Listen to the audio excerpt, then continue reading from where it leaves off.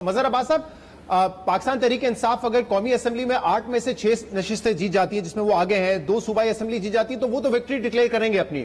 लेकिन peoples party ने मुल्तान अगर वो निकाल लेते हैं जहां पे लीड उनकी ज्यादा है और हकीम बलोच साहब जीत जाते हैं तो पीपल्स पार्टी भी खुश होगी कि 3 नशिस्तों पर हमने कैंडिडेट खड़े किए, 2 पे हम जीत गए। लेकिन नेट लूजर तो इसमें नून लीग निकली जो कि सूबाई असेंबली में 2 सीटों पर इस वक्त पीछे है, ना कोई कौमी असेंबली की नशिस्त वो जीत सकी है। केपी में प्रेजेंस कम है, पंजाब में 3 से 2 सीटों पे खड़े हुए, वहां पे भी नाकामी हुई, तो नेट लूजर आपको नून लीग नजर आ रही है क्या इसमें?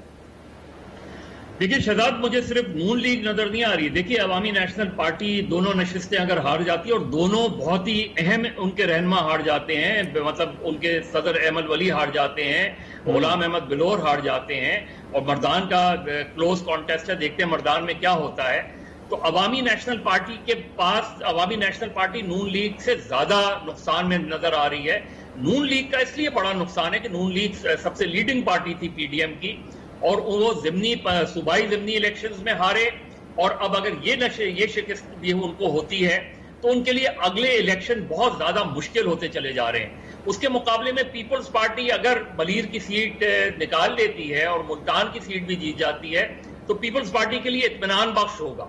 लेकिन जो कराची में एमक्यूएम का हाल हुआ है वो मेरा ख्याल है एमक्यूएम लंदन ने एमक्यूएम पाकिस्तान को भी शिकस्त दे दी और पीएसपी को भी शिकस्त दे दी बॉयकॉट की सूरत में। और उनका पिछली मरतबा भी बाई इलेक्शंस में उनके बहुत से लोगों ने जाके पीटीआई को वोट दिया। और इमरान खान साहब के लिए इसलिए अगर जो भी ओवरऑल रिजल्ट आएगा वो उनका एक लॉन्चिंग पैड हो सकता है अगले इतवार को होने वाले कराची के लोकल बॉडीज इलेक्शन के लिए। वो पीटीआई के लिए बहुत अहम होंगे कि अगर वो लोकल बॉडीज इलेक्शन जीत जाते हैं तो मेरा ख्याल है ओवरऑल इमरान खान के लिए इत्मीनान बख्श है। लेकिन पीटीआई के लिए एक लम्हा फिक्रिया भी है कि जिस तरह का कॉन्टेस्ट हुआ है उसमें फर्ज करें इमरान खान इलेक्शन नहीं लड़ रहे होते और वो पीटीआई के उम्मीदवारों को इलेक्शन लड़ाते तो नताइज क्या होते? क्या नताइज ऐसे ही होते या पीटीआई अपनी कुछ नशिस्तें लूज कर जाती?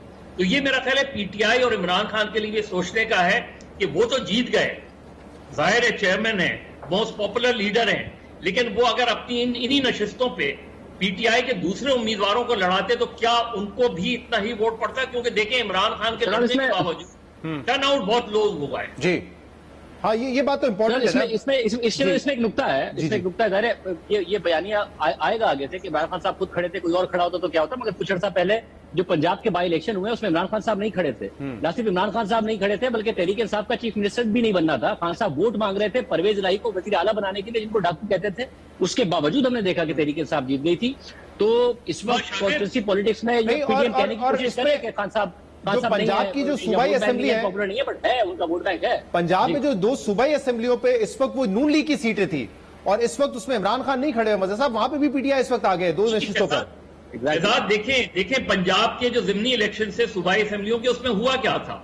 उसमें मुस्लिम लीग नून ने रिवोल्ट किया था, मुस्लिम लीग नून के वर्कर्स ने रिवोल्ट किया था और वो नशिस्तें जो पीएमएलएन हारी है वो अपनी गलत हिकमत अमली की वजह से हारी है, क्योंकि वो हमजा शहबाज के खातिर उन्होंने ऐसे लोगों को टिकट दे दिए जिनके बारे में मुस्लिम लीग नून के अंदर बहुत ज्यादा गुस्सा पाया जाता था।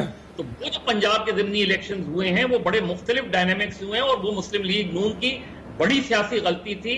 और इसी तरह इन 11 सीटों के जो इस्तीफे कबूल करना ये एक और सियासी गलती थी।